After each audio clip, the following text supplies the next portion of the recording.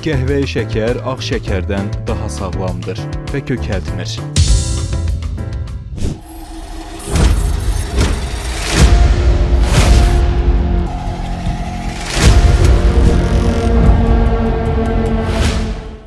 Qəhvəyi şəkər ağ şəkərlə eyni kaloriya malikdir və daha sağlam deyil.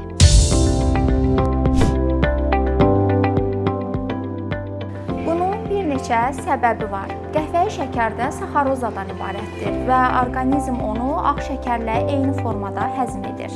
Ağ şəkərdən fərqli olaraq qəhvəyi şəkərin tərkibində melasaz adlanan maddə var.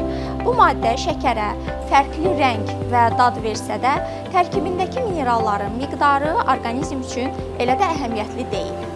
Rafinə olunmadığı üçün qəhvəyi şəkərin tərkibində cüzi miqdarda vitamin və mikroelementlər vardır ki, bunlar orqanizm üçün faydalı ola bilər.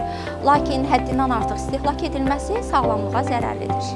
Nəticədə şəkər istər ağ olsun, istər qəhvəyi, normadan artıq istehlakı kökəlməyə və sağlamlıqla bağlı problemlərə səbəb ola bilər.